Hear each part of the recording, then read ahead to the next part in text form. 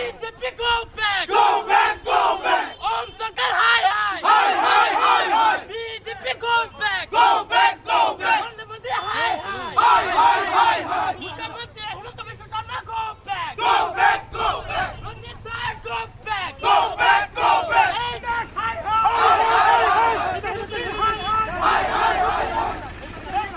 Ranjit Das Mudafar! Mudafar, Mudafar! Ranjit Das, hi, hi! Hi, hi, hi! Allah বিরোধ করো! Allah বিরোধ করো! Ranjit Das Mudafar! Mudafar, Mudafar! SSP long life! Long life, long life! SSP Jindabad! Jindabad, Jindabad! SSP Jindabad! Jindabad, Jindabad! Ramadan Puribar Jindabad! Jindabad, Jindabad!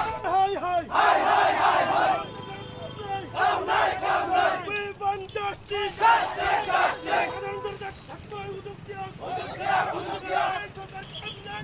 আজি আমি অসম সংখ্যালঘু সংগ্ৰাম পৰিষদৰ কেন্দ্ৰীয় সমিতিৰ নিৰ্দেশ মৰ্মে আমি অসমৰ প্ৰত্যেকটো জিলাত আমাৰ আজি এই ৰঞ্জিত দাসৰ অসমৰ মন্ত্ৰী যোগান মন্ত্ৰী ৰঞ্জিত দাসৰ তেখেতৰ আমি পুত্তলিকা দাহ কৰিছোঁ। আজি চাওক তেখেত যোগান মন্ত্ৰী হয়, তেওঁলোকে খালি তেওঁলোকৰ ভাষণত কৈ থাকে যে 1200 টকাকৈ তেওঁলোকে অৰুণোদয় দিছে।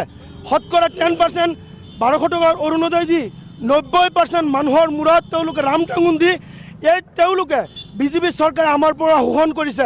আজি চাওক আপোনাৰ যিসকল নেকি ৰেগুলাৰ ট্ৰিটমেণ্ট কৰে এই আপোনাৰ ঔষধৰ মূল্য বৃদ্ধি কৰিছে, শতকৰা 30%কৈ ঔষধৰ মূল্য বৃদ্ধি কৰিছে। লগতে আজি স্মাৰ্ট মিটাৰ দিছে, স্মাৰ্ট মিটাৰ যে তেনেকৈ ৰিচাৰ্জ শেষ হৈ যায় তেওঁলোকে মাত্ৰ 3 দিনকৈ সময় দিয়ে, তেওঁলোকে বোনাছ দিয়ে চলাবলৈ। 3 দিন পিছত যদি কোনোবাই যদি 500 টকা ৰিচাৰ্জ কৰে লগে লগে তেওঁলোকৰ ৰিচাৰ্জ কাট খাই যায়। আৰু মানুহক স্মাৰ্ট মিটাৰ দি জ্বলা-কলা খুৱাইছে, অত্যাৱশ্যকীয় সামগ্ৰীৰ দাম বৃদ্ধি কৰিছে। এই বিজেপি চৰকাৰে যিমান সময়লৈকে মূল্য বৃদ্ধি তেওঁলোকে ৰোধ নকৰিব, আমি অসম সংখ্যালঘু সংগ্ৰাম পৰিষদে সমগ্ৰ অসমত তীব্ৰ আন্দোলন গঢ়ি তুলিম।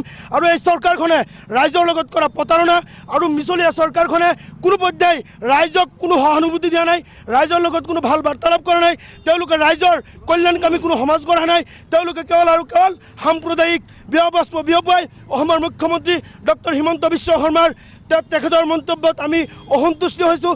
আৰু ৰঞ্জিত কুমাৰ দাস তেখেত যোগান মন্ত্ৰী হয়, তেওঁ ব্যৰ্থ হৈছে। এই যোগান মন্ত্ৰী ৰঞ্জিত দাসক অনতিপলমে অসমৰ মুখ্যমন্ত্ৰী মন্ত্ৰীসভাৰ পৰা বৰখাস্ত কৰিব লাগে। আমি অসম সংখ্যালঘু সংগ্ৰাম পৰিষদে আজি নগাঁও জিলা সমিতিৰ তৰফৰ পৰা আমি দাবী উত্থাপন কৰিছোঁ, যদি আমাৰ কিছুদিনৰ ভিতৰত মূল্যবৃদ্ধি ৰোধ নহয় আমি গণতান্ত্ৰিকভাৱে আমি ৰাজপথ অৱৰোধ কৰি আমি প্ৰতিবাদ সাব্যস্ত কৰিবলৈ আমি চেষ্টা কৰিম।